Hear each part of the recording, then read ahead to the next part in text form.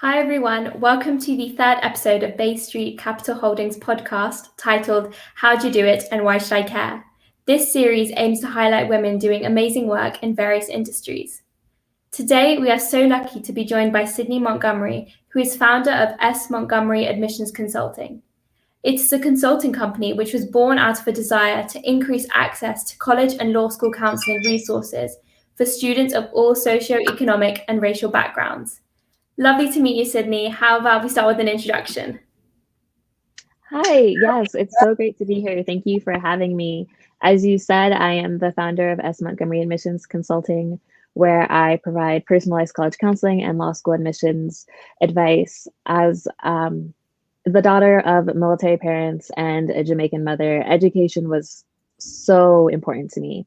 And as the first lawyer in my family and a graduate of Princeton and Harvard Law School, I am passionate about helping other students break down generational barriers, believe in themselves, step confidently into their future, and more importantly, create communities for life. I'm excited that I have been consulting since 2012.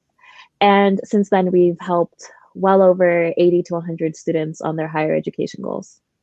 Wow, that's really amazing. So I guess you can start with what inspired you to join the law school and college admissions industry? Yeah, so I always like to say that I fell into consulting accidentally. When I was looking at colleges, my parents didn't really know how to help me as best as they would like because they didn't go traditionally from high school to college. They both went to the military first. And so I had teachers that really helped me and really pushed me, but I still basically based my college lists off of Gilmore Girls. So I had this notion that Connecticut would be just a fantastic place to go. And so I applied to Yale and to UConn and to Wesleyan, and I applied to Princeton because New Jersey is near Connecticut, and a couple other schools that my principal and teachers added. And it's really a blessing and a miracle that I was able to get into Princeton and be one of the first students from my high school to go to an Ivy League. And that process really taught me a lot. I was also able to advocate for myself and appeal my financial aid award and get more money so that we could afford to go to Princeton. But Princeton was the most affordable school that I got into. And everyone told me, oh, you'll never be able to afford it. They only take, students from certain kinds of high schools, or, you have to have a 4.0. And I just realized there was so much misinformation. So I dedicated myself the next year to giving talks at my school and at the dance studios and at my church about the college application process. For me, undermatching is a really large issue. Undermatching is when especially minority students don't apply to schools that they could out of fear that they can't get in, or they can't afford it, or they can't go, or whatever, and they end up at schools that are below their academic potential. And so it's really important to me that I'm encouraging students to achieve and reach their academic potential. It doesn't have to be an Ivy League school, but wherever school it is. And so, I just kept consulting all through college. And then for law school, I had a pre-law advisor that was fantastic. And she helped me get into Harvard Law School straight from undergrad. But then my first year in law school, there was a falling out. And so Princeton actually didn't have a pre-law counselor for a little bit of time. And so I kind of stepped in and started helping a lot of my friends, Black and Brown students at Princeton through the process. When I kind of took a step back in law school and took stock of where I was and the benefits and the privileges that I had and just the doors that were opened, it really enforced for me the power of higher education and the power of the admissions process. And so that's how I started looking at it more as a profession. I ended up, continuing my path. I wanted to be a child advocate. So I clicked for a judge on a family rotation, and I did practice family law for a bit. But during that time, I also got my graduate certificate in independent educational consulting from UC Irvine. And I joined professional organizations such as the National Association for College Admission Counseling and the Independent Educational Consultants Association. And it was around that time that I really started to realize that the impact that I really wanted to make in the world, I was making with these students, and I was making with these young adults, or even second career adults on their law school dreams. And so last year, I made the decision to pivot from practicing to education consulting full time. And it was the best decision that I've ever made. This absolutely is a gift. It's a blessing of a job. I love it. I love knowing that I'm impacting so many futures, and they're going to go out and impact their communities and make differences and change their own generational wealth for their families. That's really amazing to hear. And I think it's so important to sort of give back to the community that you came from and lift others around you of the same age or even younger.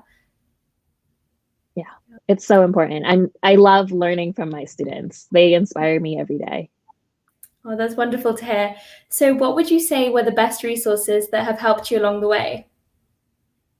I think that the best resources were actually found in the professional organizations. I know that a lot of times when you think about the startup culture, everyone just kind of decides, okay, I'm going to take my side hustle and I'm going to make it a full job.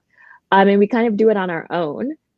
And I think the best decision that I made was getting professionally trained, going to UCI, or I did it virtually, but getting that knowledge, being around cohort of colleagues and classmates that I'm still friends with, getting in touch with the professional organizations because they've allowed me to learn directly from colleges, interface with them, go to conferences, just continue to learn. I think it's so important in whatever craft you're in or whatever industry you're in that you're continuing to improve yourself and continuing to do professional development.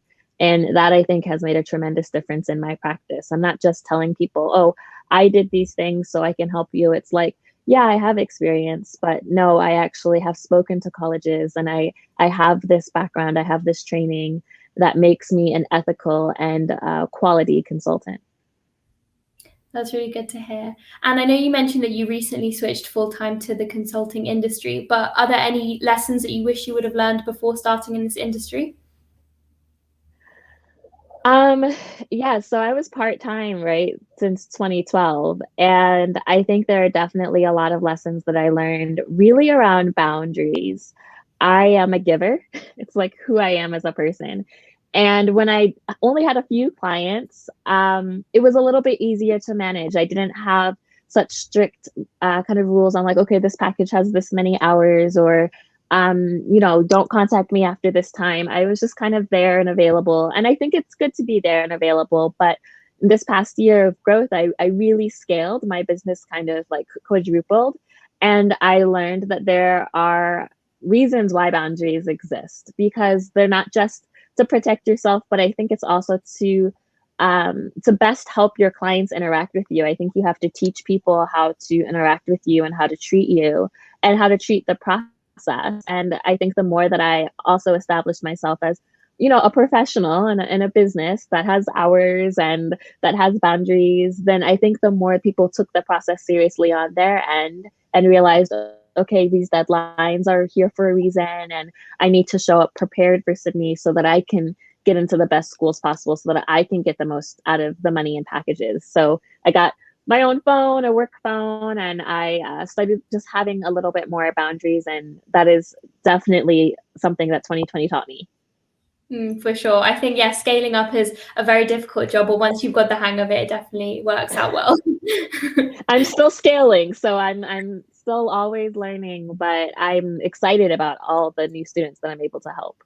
Yeah, because it's nice to see a company that you've sort of built on your own, like just get bigger and bigger and just watch it progress. So that's good. Yeah. Yeah. I guess more of a general question. Throughout your life, have you had what's your biggest failure, I would say, and what did you learn from it? Whew. Throughout my entire life, I mean, I failed. I often used to joke around and say that Princeton teaches you how to fail and fail often. So there were definitely a lot of failures there. I would say that one of the things that I think I'm still continually learning and improving is to not put so much stock in outside or external validation. For me, I think that, and it is related to business, but it's not, right? Like I'm a dancer and I love dancing, but I'm, not a professional dancer. I didn't, dedicate that time to it. But when I was entering college, which is like almost 10 years ago, for me, that was my identity. And then when I got to Princeton, it's very competitive social scene, it's very competitive dance scene. The arts are really great. But that also means that you have, people who actually were at a professional level going in.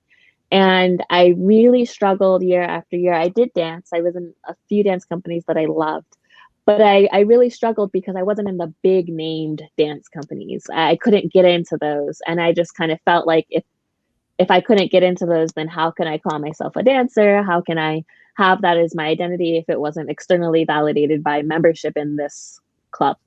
And I think that really took a toll on me. And when you're also a Black dancer, there's so much that the world will tell you about not fitting in or not looking right or not being good. I know that when I went to Boston, I also joined dance companies there and similarly experienced some discrimination in that area. And it took me a really long time to realize that I don't need someone else to label me as a good dancer or as a good person or a good businesswoman, that I can label myself that. And that if I continue to hold myself up to society standards, especially as a Black woman, there are certain areas that society is really not going to validate for you. And so I had to really learn, okay, I'm looking for validation in this place that was specifically designed to exclude me. This is damaging. How can I look inward and validate myself so that it doesn't matter what they say? I know that I'm capable and I'm worthy of whatever identity and label I'm giving myself. For sure. And I think that also applies to just everywhere in life. You don't need to seek validation from people. Just be yourself and be confident in yourself. Yeah, and I haven't gotten it all the way mastered. It's always a work in progress. I think it's easy to say, oh, don't care what other people think, right? It's difficult. It's something that I'm working on, but I just keep reminding myself of that. And every day you get a little better at it. Oh, definitely. It's definitely a work in progress, but I'm glad you're on your journey. Yes. My next question would be, what advice would you give to someone wanting to pursue a career in consulting? Definitely getting trained. So I see a lot of students, college students, and I was one of them, right? Like on your side hustle, helping people with applications, helping people with schools. And there's nothing wrong with that. But I would definitely suggest that you get a mentor, and I would suggest that you look at the professional associations. There's the Higher Education Consultants Association. There's the Independent Educational Consultants Association, the National Association for College Admission Counseling. I think it's so important because the stakes are so high. When I first started, I thought it was basically just about the essays, right? Oh, I'm really good at English. I can help you with the essays. And having been through this position and this profession for so long, I realized that I wasn't putting any stock to helping students make sure they're putting the right colleges on their list. And you really can't help students put the right colleges on their list without visiting the schools, without going to admissions info sessions and going to conferences, because otherwise you might be helping them with their essays, but they might be applying to all the wrong schools. And so I think it's really a holistic process. And I see it also with law school, especially, there's a lot of like law school coaches, and I think it's great. I definitely think that there needs to be people at every kind of price point and every kind of part of the journey. But, the stakes for law school are so high. The shutout rate for Black applicants is about 49%. So almost 1 in 2 Black applicants don't get into any law school. And that is a troubling number. Only 2% of lawyers are Black women. So I really say if you're trying to get into this profession, you want to make sure that you have training so that you're not perpetuating harm and you're not unintentionally setting people up for an unsuccessful path. No, thank you for that. My next question sort of gives you the stage. So the stage is yours. What is one common myth about your professional field that you would like to debunk? I think one common myth about independent educational consultants is that we are just here to help the rich get into better schools, right? We're here to help privileged students become more privileged. I think that especially with the Varsity Blues scandal, all you hear about is, oh, only rich parents pay for a consultant. And maybe there's this myth that I am doing some backdoor secret stuff with the colleges, and it's nothing like that. I give really ethical advice, and it's really about reducing stress for families. I'm actually really proud of the fact that along with 2 other colleagues, Dr. Deborah Felix and Dr. Monica Randall, we founded College Equity First. It is a nonprofit whose mission is to increase transparency of the cultural climate on schools for Black students, people of color, women. And so we just recently launched the College Equity Index that actually uses 19 factors, including the New York Times Access Index, several alumni surveys, retention rate, information from the Ed Trust, percentages of students and faculty, board-facing directors and administrators, to rank these 108 colleges based on the cultural climate that they have and what is going to be a good school for a Black student. So we had an algorithm and we gave them a letter grade based on A through F. And we wanted to use it as a way to push predominantly white institutions to really examine themselves. It's not to say, okay, you suck and we're never going to send students there, but it's to say, hey, maybe my school got a D. And I need to really look at the schools that got a B and say, what can we do to make the campus climate more welcoming? We took, qualitative data too from the Black Dot Instagrams, from news stories, from student newspapers about how administrations, really responded to racist incidents. So I think it's a fantastic tool for Black students and their parents and counselors and those that work with them. And I have other colleagues who are doing such great work in terms of increasing access and increasing financial aid opportunities. I like to also tell parents that I'm going to help your kid get into school you can afford with hopefully some merit money. So it's not about you're spending all this extra money to me so that your kid can maybe get into some brand name school, but it's that there are 4,000 colleges in the country, and I'm going to help you, save money. I tell that to my law school students all the time. 70% of my practice is law school consulting, right? 56% of my students get at least a half tuition scholarship to law school.